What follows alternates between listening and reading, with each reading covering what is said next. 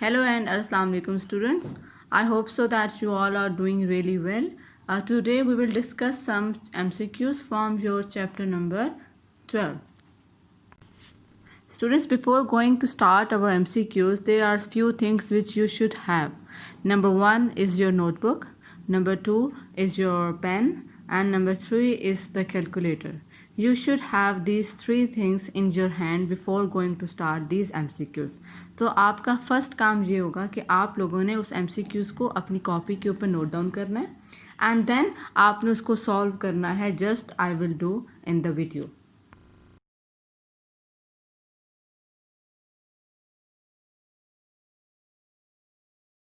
So your question number 1 was that minimum charge on an object is.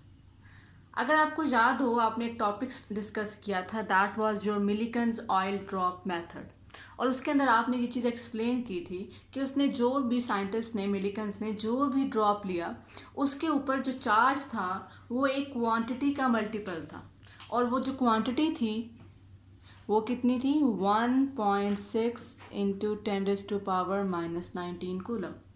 सो जितने भी oil drops थे उनके ऊपर जो चार्ज था वो इसका मल्टीपल था. इसी तरह किसी भी जो ऑब्जेक्ट के ऊपर जो चार्ज होता है वो किसका मल्टीपल है, इसका मल्टीपल है. इसके मल्टीपल से क्या मुराद है, इसका 2 टाइम्स, इसका 3 टाइम्स, इसका 4 टाइम्स.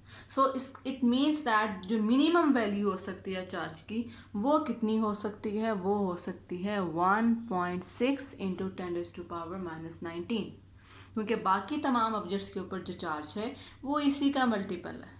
ओके, सो जो मिनिमम चार्ज है उसकी वैल्यू कितनी है 1.6 into 10⁻⁻⁹ and that is your basically option number D. So your first MCQ, the correct option is what? Correct option is D.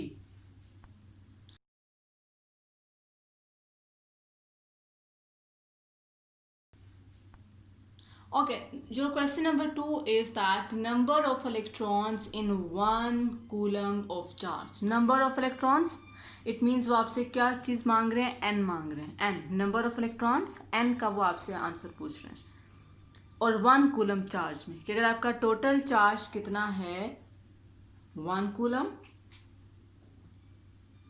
Total charge कितना है 1 coulomb and what are they asking, they are asking that what is the number of electrons in that 1 coulomb charge.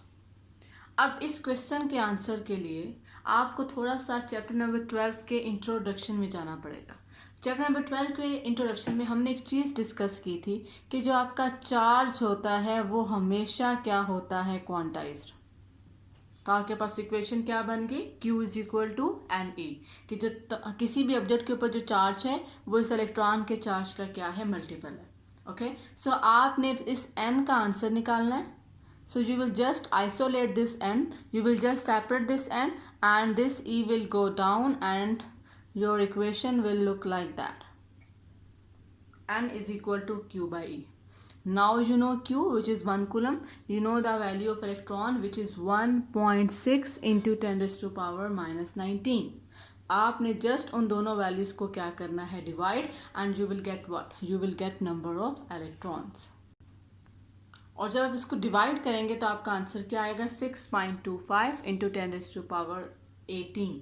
सो ये आपके पास क्या है, number of electrons in 1 coulomb charge.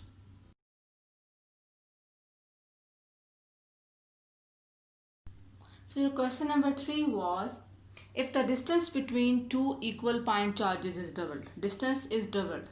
So if you're at start, if your distance is r, so now your distance is what, now your distance is 2r and the charge, individual charge are also doubled.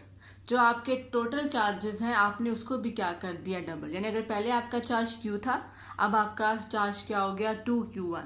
अगर आपके दूसरा charge Q2 था तो अब आपका charge क्या हो गया 2Q2. अगर आपकी पहले जो फोर्स थी चार्जेस के बीच में वो ये वाली फोर्स थी, according to your Coulomb's law, F1 is equal to K Q1 Q2 by R square. Now अगर आप Q1 को डबल कर देंगे it will become 2Q1, Q2 को डबल कर दिया it will become 2Q1, R को डबल कर दिया इट विल बी 2R.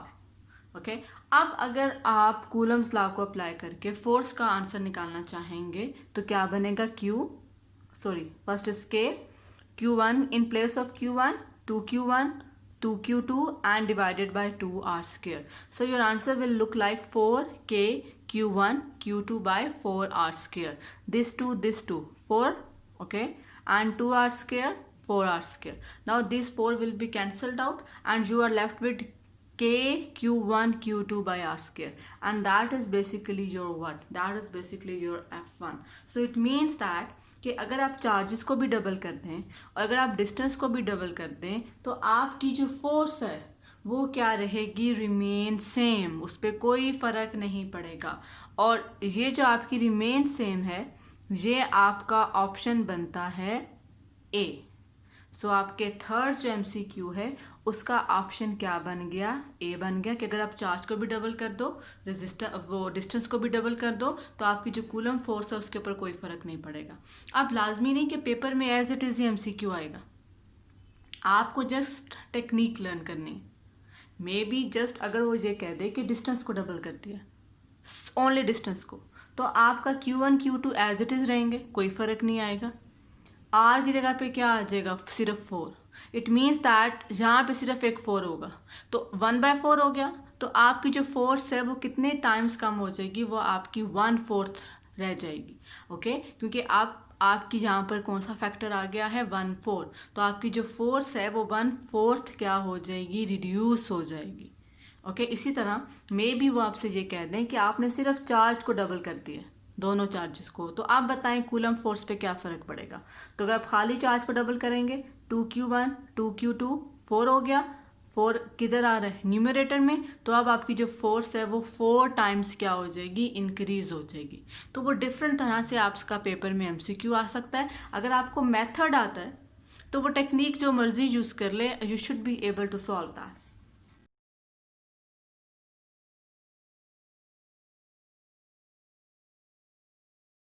अब अगर आप क्वेश्चन नंबर 4 को देखें तो क्वेश्चन नंबर 4 में उसने आपसे ये कहा है कि आपने फोर्स को निकालना है, आपको इलेक्ट्रिक फील्ड गिवन है, आपको चार्ज गिवन है। तो आपने चैप्टर में एक इलेक्ट्रिक फील्ड की इक्वेशन ये वाली भी पढ़ी हुई है, फोर्स पर यूनिट चार्ज। ओके, तो अब आपको E पता है, आपको Q पता है, आपने यहाँ से किसका आंसर निकाल लिया, F का। कैसे, आपने F को आइसोलेट किया, ये Q वहाँ जाकर क्या हो जाएगा, मल्टीप्लाई, तो आपके पास जो F का आंसर बना वो क्या बना, 1.6 × 10⁻⁻13, and that is your what, that is your option number A।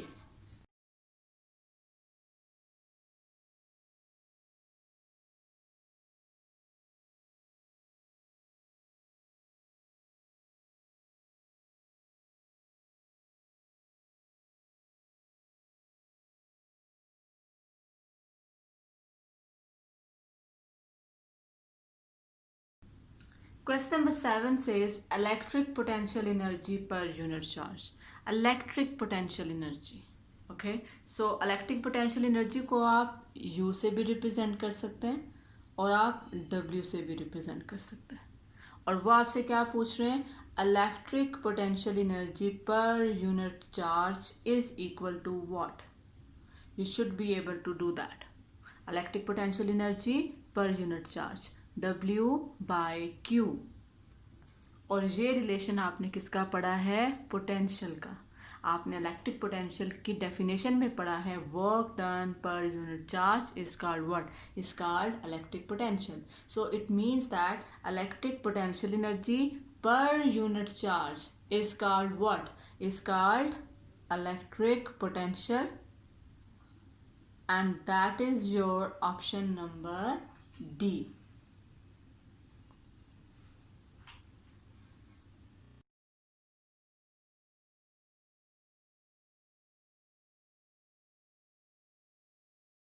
Question number 8 says that electron volt is the unit of which quantity. Okay, हमारे जहन में जल्दी से आता है कि इलेक्ट्रॉन वोल्ट है, इसमें वोल्ट इन्वॉल्व है तो ये पोटेंशियल होगा, but no, that is wrong. अगर आप इक्वेशन देखें पोटेंशियल की, V is equal to W/Q, इस Q की जगह पे मैं क्या पुट कर सकती हूँ, E, तो ये क्या बन जाएगा W/E।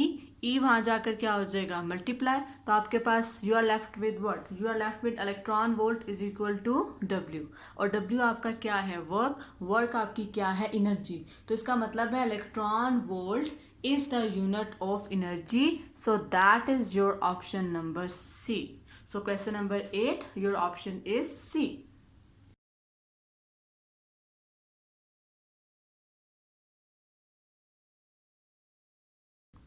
Okay, in your question number 9, capacitance is given to you, which is 50 microfarad. Farad is a unit of capacitance. So capacitance is given to you, which is 50 microfarad. Micro mean 10 raised to power minus 6. Volt potential आपको given है, which is 8 volt. And what they are asking? They are asking you to find the charge. And you know that Q is equal to what? Q is equal to CV.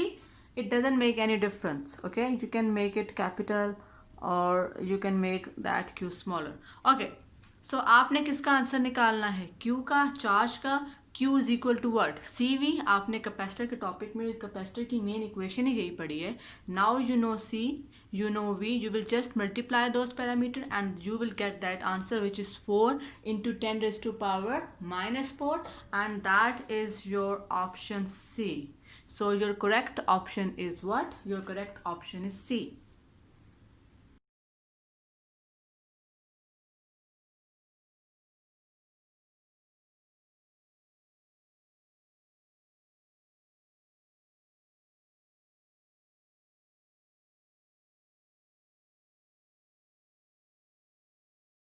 Question 11 says that if surface area is held parallel to electric field, surface area is held parallel to electric field. Let's just say that this is your electric field, right? This is your electric field and that is your surface area. So that surface area and electric field are parallel. In that case, surface area and electric field are perpendicular. Surface area and electric field are parallel. Surface area and electric field are perpendicular. In this case, what they are saying, that surface area and electric field are parallel. So that is your case. Okay. Now you want to find the flux. Flux doesn't have surface area. Flux have a vector area. Okay, I need to find the angle between not surface area and electric field, but a vector area and electric field. So now what is a vector area? If that is your surface, so the perpendicular to the surface is called what? Is called vector area. In that case, your surface is like that, so this is your vector area. Okay, now just imagine that this is your electric field and that is your vector area. So that angle is what? That angle is 90. So cos 90 is 0. Now this MCQ can come with different ways. Okay, maybe अगर वो आपसे ये कह दें कि vector area and electric field are perpendicular, it stays the same. Vector area and electric field are perpendicular. या surface area और electric field क्या हैं, पैरेलल. जब भी सरफेस एरिया और इलेक्ट्रिक फील्ड पैरेलल होंगे, सरफेस एरिया और इलेक्ट्रिक फील्ड पैरेलल होंगे, तो इस केस में आपका वेक्टर एरिया और इलेक्ट्रिक फील्ड क्या होंगे, परपेंडिकुलर होंगे. तो ये आपका डिफरेंट तरह से एमसीक्यू आ सकता है. आपने जस्ट कंसंट्रेट करना है, आपको एंगल चाहिए between electric field and vector area. Just remember that, आपको एंगल चाहिए between electric field and vector area. Okay, so that you should keep in your mind. So in this case, the angle between electric field and vector area is 90. So your flux is 0 and that is your option number A. So question number 11, your option is A.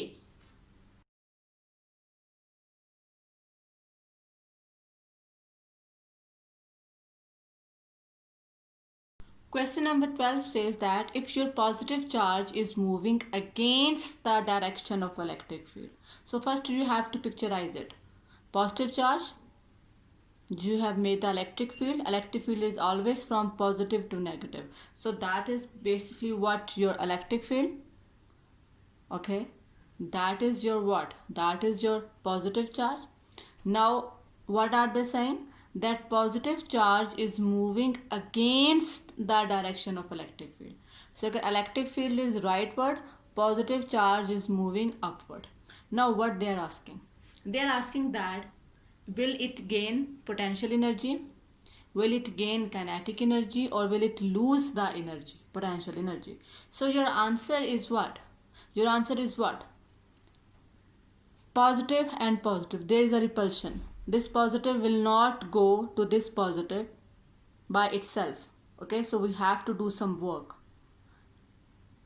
When we are doing some work, then that work will store in the form of potential energy in the charge. So it means that जो भी आप work कर रहे हो इस charge को upward move करवाने के लिए वो उस चार्ज की एनर्जी में स्टोर हो रहा है, उस चार्ज की एनर्जी बन रहा है. तो इट मीन्स दैट कि जो आपकी पोटेंशियल एनर्जी है इस केस में वो आपकी क्या हो रही है, ज़्यादा हो रही है. पोटेंशियल एनर्जी आपकी इस केस में क्या हो रही है, ज़्यादा हो रही है. क्यों ज़्यादा हो रही है? क्योंकि आप वर्क कर रहे हो. अगर आप वर्क ना कर रहे होते, अगर आप ये कह दो कि positive charge in the direction of electric field move कर रहा है, तो फिर तो ऑब्वियसली वो ऑटोमेटिकली नेगेटिव प्लेट की तरफ आएगा. तो वो अब उसकी पोटेंशियल एनर्जी गेन नहीं हो रही, उसकी पोटेंशियल एनर्जी क्या हो रही है, लॉस. और वो कन्वर्ट किस में हो रही है, काइनेटिक एनर्जी में. बट इन दैट केस जब आप अगेंस्ट द फील्ड मूव कर रहे हो, आप चार्ज खुद से कभी भी मूव नहीं करेगा, आप वर्क करोगे जिसकी वजह से इसकी एनर्जी, पोटेंशियल एनर्जी क्या हो जाएगी, ज़्यादा हो जाएगी. सो इसका ऑप्शन है, correct option is A option, कि आपकी जो पोटेंशियल एनर्जी है वो आपकी क्या होगी, ज़्यादा.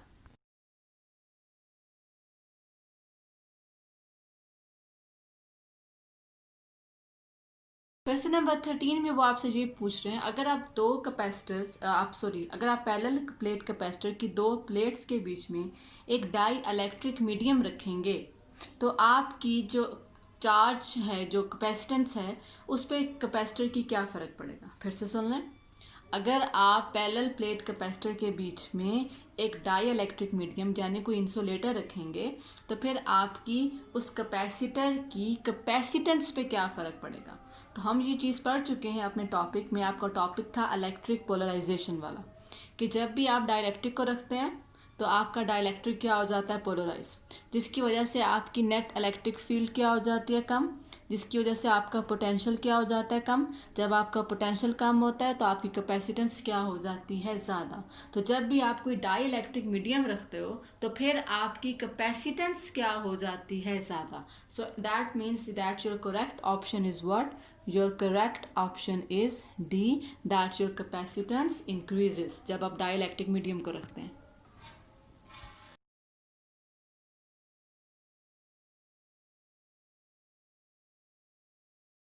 क्वेश्चन नंबर 14 सेज दैट आपके दो कैपेसिटर हैं, एक की कैपेसिटेंस है 4 माइक्रोफेरेड, दूसरे की कैपेसिटेंस है 2 माइक्रोफेरेड, और वो आपसे पूछें कि बताएं इक्विवेलेंट कैपेसिटेंस कितनी होगी. तो सीरीज कैपेसिटर के केस में हमारे पास जो इक्विवेलेंट कैपेसिटेंस की जो इक्वेशन है that is 1/C equivalent is equal to 1/C1 plus 1/C2. अब C1 आपके पास कितना है, 4, C2 कितना है आपके पास, 2. आप उसका LCM लेंगे, 4 आ गया, and then you just solve it, so your answer will be 3/4. Now this is the answer of 1/C equivalent. आपको किसका आंसर चाहिए था, C equivalent का. Okay, so you will just reverse that, so that factors will also be reverse. तो आपके पास answer क्या बन गया, 4/3 माइक्रोफैरड. आप इसको फर्दर सॉल्व भी कर सकते हैं डिपेंडिंग अपॉन कि आपको MCQs में ऑप्शन क्या गिवन है. तो अभी के लिए that is your correct option which is what, which is 4/3, and it is your option number B.